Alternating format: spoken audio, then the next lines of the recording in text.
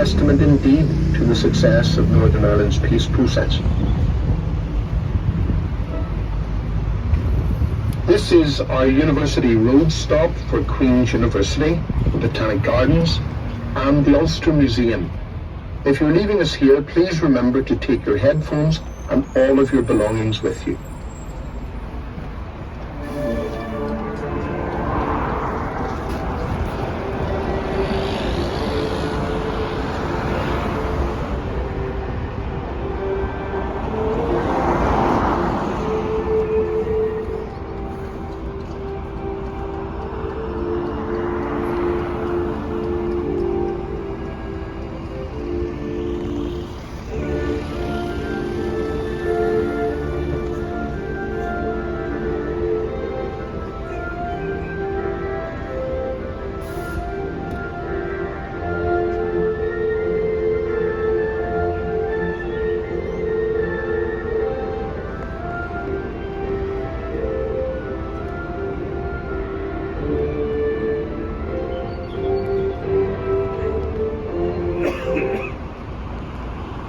Going up ahead on the left is a beautiful botanic garden, which is also home to the brilliant Ulster Museum, which was recently voted one of the best museums in the British Isles by the museums of the British Isles themselves.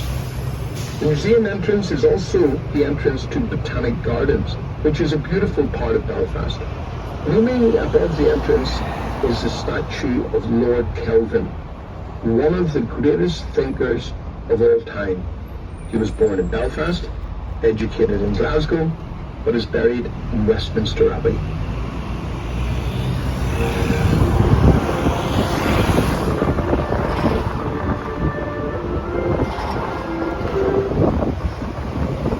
In the early 19th century, this was the outskirts of Belfast. But with the population growing so rapidly, houses were needed fast, and so too were churches. Hundreds of churches were built in the second half of the 19th century. But when the Troubles erupted in 1969, many of these churches were in areas where they would be vandalized and must simply fall into disrepair. Since 1998, many churches have been deconsecrated and found other uses. Churches are used as restaurants, interior design studios, and even Belfast's top comedy club used to be a church.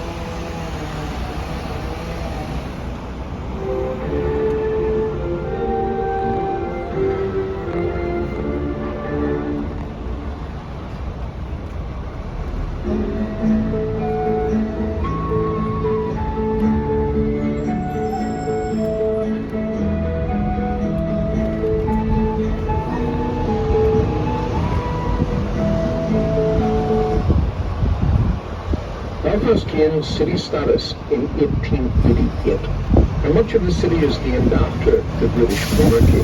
Much of the rest is named after people and places linked to the British Empire. Because as the Empire grew, so too did industrial Belfast. But as the Empire declined, so too did industrial Belfast.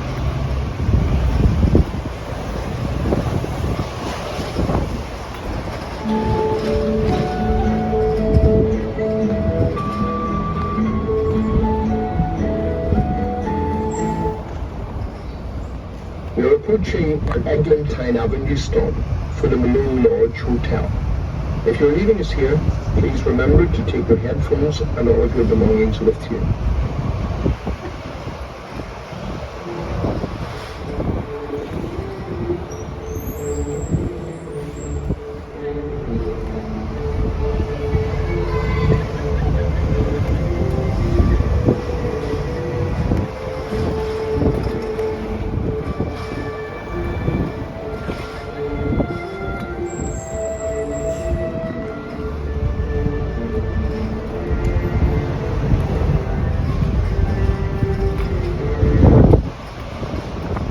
Belfast has a temperate climate with often windy conditions and rainfall throughout the year.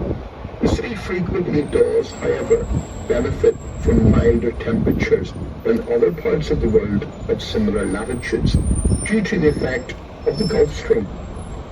There is significant rainfall here, On average, it rains for 157 days of the year.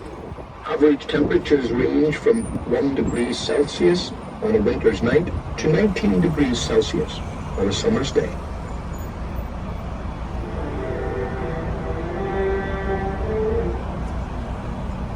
Did you know that there is still a law in place forbidding the export of potatoes from Northern Ireland?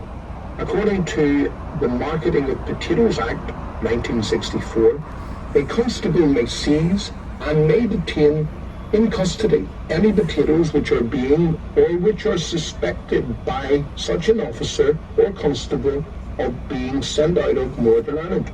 So don't go sneaking any spuds out in your suitcase or you could be in trouble.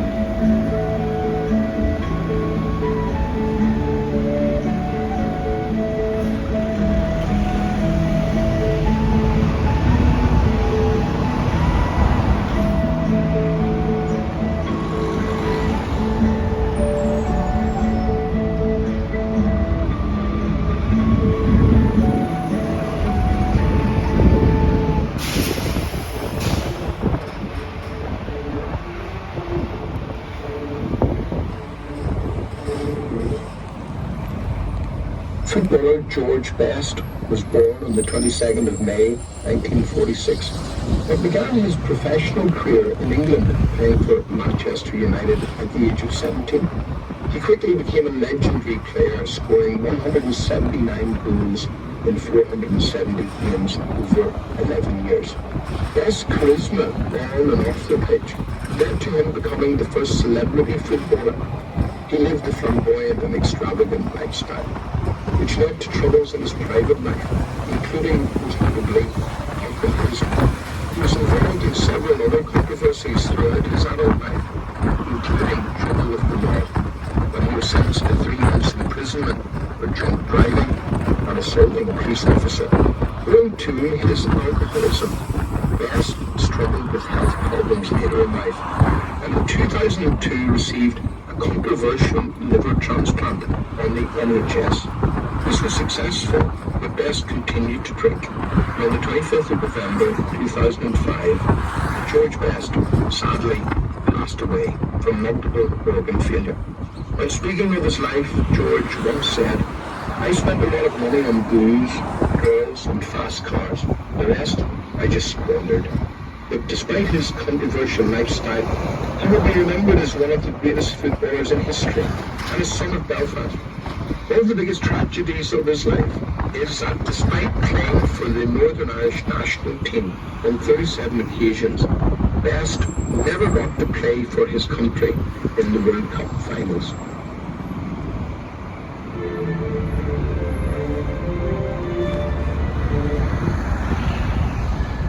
We are now driving towards West Belfast, which can be seen straight ahead. Anyone coming to Belfast in the 19th century hoping to find work who was Roman Catholic or a non-conforming Protestant could only be offered manual, low-paid work. This meant they could only afford the cheapest housing. And by 1850, 70% of all Catholics living in Belfast lived around the Folly Road. For non-conforming Protestants, it usually meant living in an area like the Shankill Road. These two well-known roads run parallel to each other for nearly a mile in West Belfast. Religious tension had been erupting into violence there since the 1840s. So when the Good Friday Agreement of 1998 was introduced, it made massive changes to Belfast.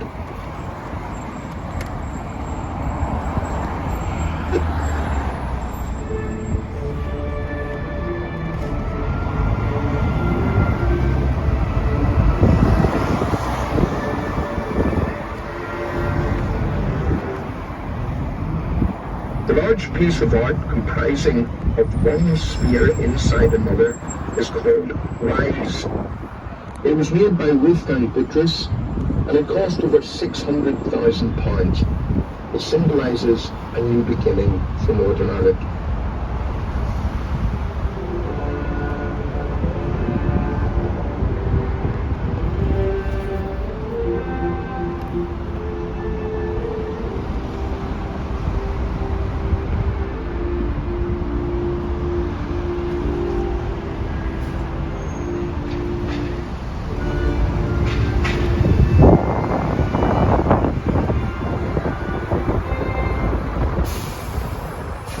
During World War II, it was obvious to everyone that Belfast would be a target for the Germans. Obvious to everyone, that is, except Northern Ireland's government.